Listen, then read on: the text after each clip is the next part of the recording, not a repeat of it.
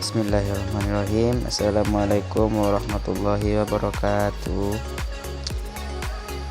Perkenalkan, nama saya Rabi Rahmatullah.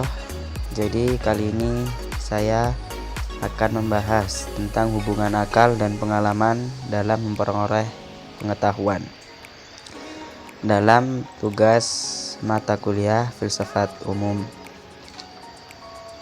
Sebelumnya saya akan menjelaskan tentang pengetahuan. Jadi pengetahuan manusia itu diperoleh melalui dua sumber utama, yakni akal dan pengalaman, yang mana keduanya ini saling melengkapi dan berperan penting dalam proses memperoleh pengetahuan. Yang pertama, akal.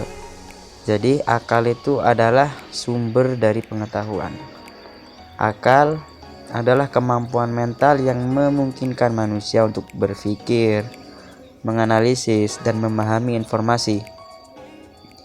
Dan akal juga memiliki beberapa peran, yakni akal berperan dalam mengolah informasi dari pengalaman, membuat kesimpulan dan generalisasi, mengembangkan teori dan konsep, memecahkan masalah, dan membuat keputusan.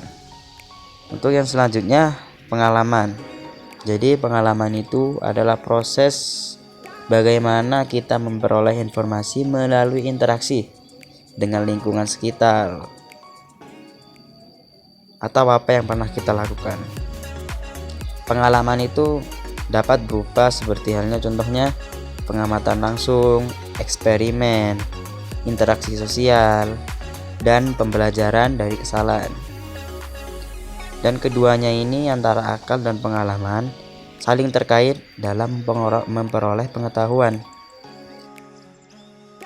Beberapa darinya, yakni yang pertama, pengalaman sebagai sumber data, yang mana pengalaman menyediakan data dan informasi, yang mana informasi tersebut akan diolah oleh akal. Yang selanjutnya, akal sebagai pengolah data.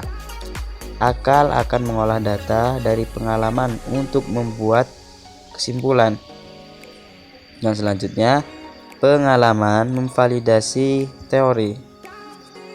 Pengalaman digunakan untuk memvalidasi teori atau untuk menunjukkan kebenaran sebuah teori dan konsep, yang mana itu akan dikembangkan oleh akal.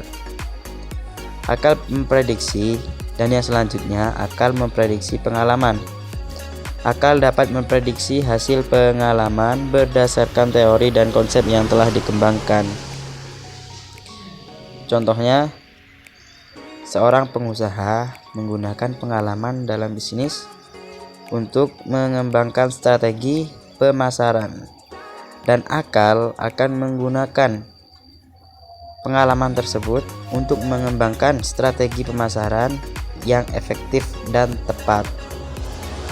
Jadi kesimpulannya, akal dan pengalaman itu adalah dua sumber pengetahuan yang saling melengkapi, yang mana akal dapat mengolah informasi dari pengalaman yang telah didapatkan, sedangkan pengalaman itu sendiri akan memvalidasi teori dan konsep yang dikembangkan oleh akal.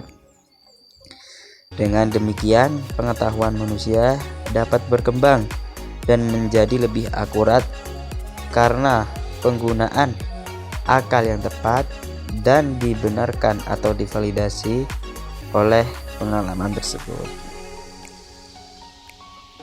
Mungkin ini adalah penjelasan tentang pemahaman hubungan akal dan pengalaman dalam memperoleh pengetahuan. Kurang lebihnya, assalamualaikum warahmatullahi wabarakatuh.